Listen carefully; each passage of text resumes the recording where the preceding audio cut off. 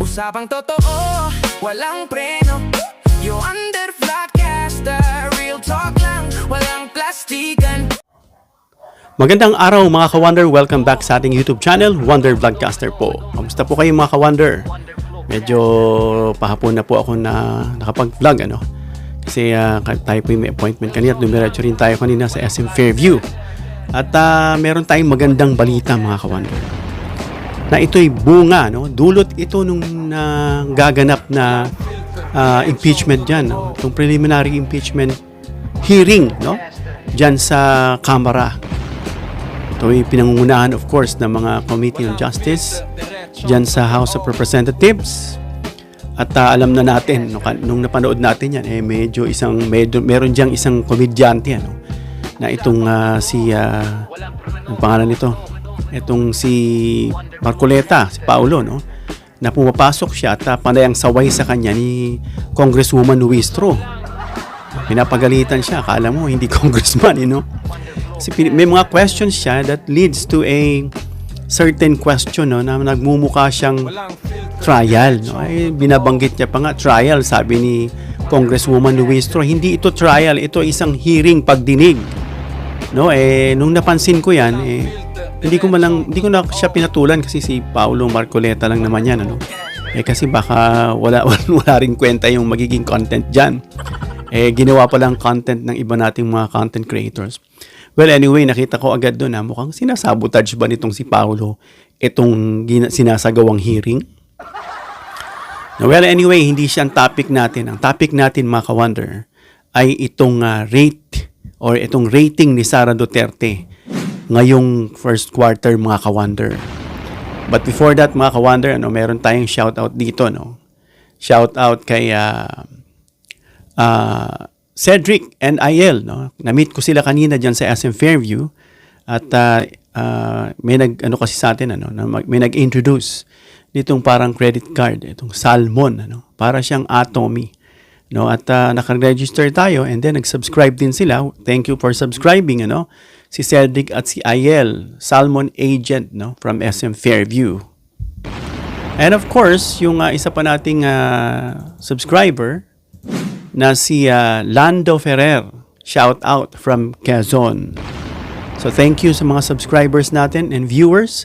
Sa mga viewers na hindi pa nakapag-subscribe, please subscribe. Hit the notification bell icon after hitting the subscribe button and then choose all. Marami pong salamat mga ka-Wonder. So yan, pag-usapan natin itong sinagawa nitong Okta. Itong Okta, alam na natin medyo maraming naging allergic dyan sa Okta. Pag yan na nagre-research daw mga ka-Wonder. Well anyway, pag-usapan natin itong rating ni Sara Duterte. Ang tanong, ito muna ang simpleng tanong mga ka-Wonder. Bumaba ba ang rating ni Sara Duterte? Oo, hindi. Ang sagot, oo. Yan. So ayon sa early surveys ng trends ng Okta, bumaba yung numero ni Sara Duterte sa unang pagkakataon sa loob ng 4 na quarters. Sa unang pagkakataon. Kahit siya pa rin mga ka-Wonder ang nangunguna. Yun lang, unfortunately. Pero, kasi siya pa lang naman ang presidenteng nagdeklara na tatakbo sa 2028. Tinapat natin siya kay Lenny, yung pinaka-possible strongest contender niya sa darating na 2028 election, na hindi pa nga nagsasabi na siya itatakbo. At kapag yan ay nag-decide, putukan na yan mga ka-Wonder. Kaliwat kanan ang susuporta dyan. Lalo na kapag siya ay inintroduce o tinaas ng kamay ni PBBM bilang bearer, bilang kandidatong napupusuan niya na magre-represent sa ating bansa. Hindi na kulay sa ating bansa. So ang tanong, lumiliit bang agwat ng Duterte Robredo? Kasi noon, sabi nga ang distansya ay mukhang to the universe daw. Ibig sabihin, sobrang layo. Ngayon, may bagong galaw sa politika. Alam na natin na ito na naganap dyan nung April 14 ay nagkaroon ng malakas na impact mga ka-Wonder. At nagulumihanan yung mundo ng DDS dyan. At itong impact na to mga ka-wonder, ipatunay lang na may mga DDS dyan, na hindi talaga sila tumitingin. Although supporters talaga sila ni Sara, kahit sabihin nitong ibang interview, O Sara, guilty, hindi, gano'n. Pero pag tinanong mo, kung tatakbo ba siya sa 2028, bobotohin mo siya, mag-mayor na lang muna daw siya. Ibig sabihin, DDS yun, pero medyo tumitimpla yung utak noon. Unlike dito sa iba, na medyo magulo pa sa gera kasi kahit na nakita na nila yung liwanag, pinipili pa rin nila yung gusto nila, yung medyo nasa cultic level na to mga ka-wonder. May isa akong nakita na doctor daw siya, title niya. I think this is a doctor of philosophy, hindi medical doctor. At yung pangalan niya ay talagang makabayan. Siyempre, na-strike ka, doctor daw siya. Alam mo yung mga panindak yan Pinakinggan ko yung topic niya, imbis na humanga ako sa pagiging doctor at kala mo talagang punong-puno ng substance yung utak, biglang nawindang nung narinig ko yung mga pinagsasasabi niya. Kasi ito lang naman mga ka-wonder, na yan daw si BBM, bakit daw, baka AI lang daw, baka ano lang daw yan, yung recorded, baka raw yan clone, kung ano nang pinagsasabi niya, etong si doktor, ewan ko kung doktor talaga yan, bulag ba yan? Hindi niya ba nakita? Ngayon pa lang si BBM, namimigay sila ng bigas ni Isko. Yung pagtakbo-takbo ni PBBM, yung parang una, balay muna, and then nag-jumping jack, nagtatatakbo. Para sa kanila, parang ano ba yan? Recorded? AI? Ngayon namimigay ng bigas, pumunta ka doon. Kasi yung mga media nabubuisit sa kanila, Hello, nandirito kami, nagre-record kami, meron pa nga isa sa inyo, parang pagkakasabi. Isa sa kampo nyo, mga DDS na parang ganun ang pagkakarinig ko. Nagpalipad pa raw ng drone. And then all of a sudden, itatanggi nyo na parang si BBM wala roon at recorded. Parang ganun, Kaya talaga itong mga DDS, mga ka-wonder. Parang makikita natin napaka-kampiyon sa kasinungalingan. Grabe. May kasabihan, the worst person in the world is the one who believes in his own lies. Naniniwala na siya sa sarili niyang kasinungalingan kahit alam niyang kasinungalingan yun. Wala. Hindi ko na sasabihin, baka mamaya mag-subscribe pa kayo dyan at maloko pa kayo at masayang lang oras nyo, masisi nyo pa ako dyan. Kaya hindi ko na lang babanggitin, pero ang hint, doctor nakalagay, and then pangalan niya malabayani talaga, nakabaligtaran ng mga pinagsasasabi. So yun mga ka-wonder, alam natin na ang agwat ni Duterte, ni Sara at ni Leni noon ay pagkalayo-layo. Kung tumakbo si Leni, mga ka-wonder, alam natin, may possibility na ilalampaso niya lang itong si Sara Duterte. Huwag na tayo magpa-naive, dahil alam natin, kapag yan isinuporta ni PBBM, of course, yung intact na supporter ng mga dilaw pink, plus yung mga mahihimok pa dyan ng gobyerno ng Pangulong Marcos sa grupo niya, tambak itong si Sara, for sure, sa score. Lalo pa ngayon, mga ka-wonder, na bumaba yung kanyang rate. Dala nga ng naging impact ng testimony ni Madriaga, na natatawa nga ako rito sa kampo ni VP Sara, na kung ano nang pinagsasasabi. Well, i-compare natin yung dalawa. Si Madriaga, may resibo. Yung kanyang sinasabi ay may patotoo, may document. Meron siyang mga nakikita kang mga photos, yung photo nila ni Sara Duterte, yung mga sinasabi niyang bank records at lalabas pa yan kung kukunin, hihingian yan. Sila puro ingay lang. Puro hindi totoo, pinabubulaanan ko. Ngayon, asan yung resibo nyo? Diba? So, sa madaling salita, sa pagitan sa kanilang dalawa, kung hindi lang PDL, etong si Madriaga, mas mukhang paniniwalaan pa ito agad ng buong madlang tao. Dahil unfortunately, mga ka-wonder, may mga content creators ako naririnig, na, ewan ko, imbis na pumagit na sabi nga nila, kung wala kang magandang sasabihin, huwag ka na lang magsalita. Kung gusto mo makatulong at huwag huwag masira, itong momentum ng patotoo ni Madriaga, huwag ka nang dumaldal. May magsasabi pa niya, although hindi ako naniniwala kasi baka may mga ganito. Binibigyan mo pa ng hope yung kabila, Para, hindi ko maintindihan kung sala sa init o sana sa lamig. Magulo lang, May mga ganyan sa mga eksena, sa may mga paglilitis, sa may mga pagre-research ng katotohanan, may pumapasok talagang magugulong tao. I don't know, just to project that they are smart, that they have this investigative instinct whatsoever. I don't care. No? Ang pinupunta rito natin ay ang katotohanan. So wag na nating i-alter o i-intercept, no? Yung momentum ng katotohanan.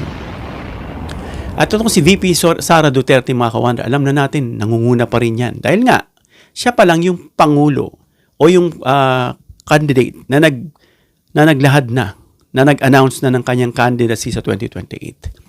Pero for the first time sa loob ng 4 na quarters, bumaba ang rating ni Sara Duterte.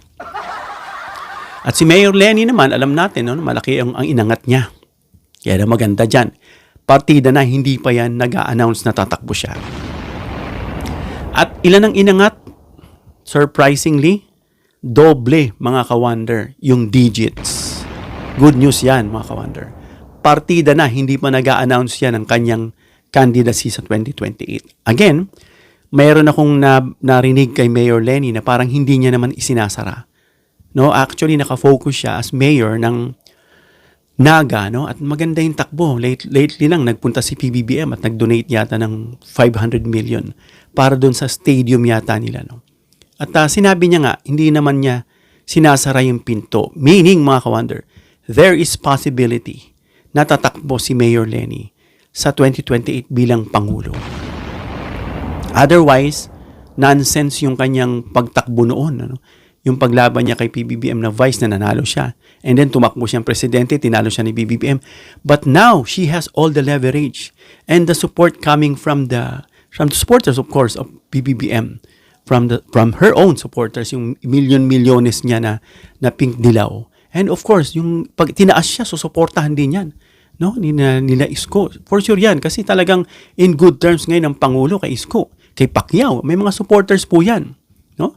At alam natin, natutuwa rin itong sila Tulfo sa ginagawa ng Pangulo. Kaya nakikita na natin, mga ka-wonder, dito sa picture na to, kung ano yung kalalabasan. Magdeklara lang si Mayor Lenny na tatakbo. Todo support. Durug tong si Sara. Alam na natin. No? Kasi siya ay stained. Kasi bakit? Hindi naman sinasabing guilty, pero hindi niya hinaharap. Hindi niya ipinapaliwanag sa tao. Puro siya dun sa social media. Ngayon, nagbigay siya ng kanyang depensa doon sa sinabi ni Madriaga. Of all na sinabi ni Madriaga, doon pa siya naging weary. Doon sa sinabing, hindi siya nag-excel sa klase niya, na underachiever siya, na nilakad lang yung kanyang mga grades. Doon pa siya naging concern ng gusto. No? Talaga may kita mo sa psychology, doon pa lang sa assessment ng mga doctors. You will be able to gauge the personality of a person, how he or she responds doon sa pressure na natatanggap niya. No, may sagot dyan ang mga psychologist at alam na alam nila kung ano na ang stand ni VP Sara. Doon sa sagot niya lang, of all na binato sa kanya, yun lang ang kanyang concern na sinagot niya. In fact, wala naman tayong pakialam doon. Kung talagang mahina yung isip niya sa klase, na sinabi raw na make sure that Sara Duterte receives, no? Or gets a passing grade, wala tayong ano man yung sinasabi niya, narinig natin chismis. Tinatanong kasi, kino-contest, kung talaga bang abogado siya, wala tayong naririnig sa kanya na nag-practice siya, na ganito ganyan, sabi niya, pumasa siya, and 5 points higher daw dun sa minimum. No, hindi natin alam, kasi may mga naririnig tayong sinasabi dyan, ito'y opinion lang, na paano kasi, based on how she speaks, how she, presents herself, dun sa mga interview niya, ambush, hindi niya alam sasabihin niya, nagkakanda mali-mali. So, napapatanong yung tao kung talaga bang abogado itong si VP Sara Duterte. No? Siyempre, hindi mo maalis yung pagtanong. Baka naman yan, binayaran lang. O baka naman, yan ay nag-leakage. So, may mga ganun silang opinion, nababasa nyo yan. Pero nga, hindi natin yan pwede sabihin, oo nga, kasi nga, wala naman tayong patunay. Ito pa'y opinion lang ng mga naririnig natin, nababasa natin. At of course, real talk, yan din ang naiisip ng iba. Pero then again, wala pa tayong ebidensya dyan. Hindi, yan ay opinion lang ng mga taong bayan.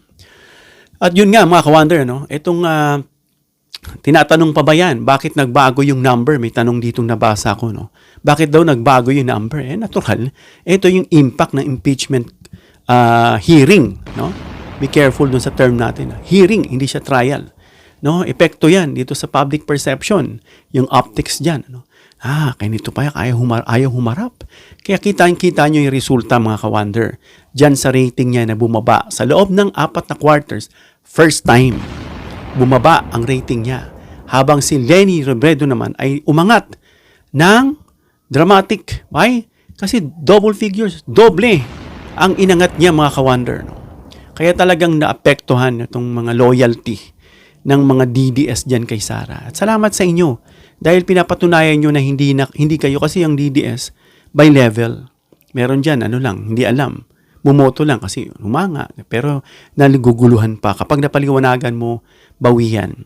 Meron dyan somewhere in between, but they are leaning towards Sara Duterte because of the personality perhaps. Na yung mga pinakita ng tatay na medyo nalalabuan sila sa katotohanan kung talagang totoo ba o medyo fasad lang. Pronta lang yun. Kumbaga, sugar-coated lang yun. Kumbaga, superficial lang yun when it comes to the layer of skin. No, hindi nila alam yung totoo. At yung tinatawag nating cultic level na kahit mali, wala silang pakialam, basta. Meron tayong makilala niyan sa mga interview lang. Matatawa ka na talaga. No. Of course, yung consolidation ng support kay Leni Robredo, no, mas organized ang kanyang base ngayon. Alam na natin, nagpaparamdam yung mga dilaw dyan. Unti-unti nagpaparamdam. Hindi dahil sa sa concern sila sa sarili nila, kundi concern sila sa ating bayan, and they believe that they have something, no? They have the guts, they have the edge to be in the position, no, na maghawak ng public service. Na titingnan natin, na yun yung concern nila. So, isa pa, yung may existing movement na patuloy pa rin. Of course, tuloy-tuloy yan yung mga supporter kay Leni Robredo. Lalo na, pag pumalo na yung 2027, maniwala kayo, mga ka-wonder. At yung mga iba pang tumatakbo dyan, yung si Raffy Tulfo na umatras na nga, no? Mukhang lilipat yung boto niyan. Siyempre, alam nga naman lilipat yan kay Sara Duterte. Nakita natin yung sinabi ni Tulfo, no, na hinahangaan niya yung Pangulo. Kaya most probably, doon yan sa side ni Leni Robredo.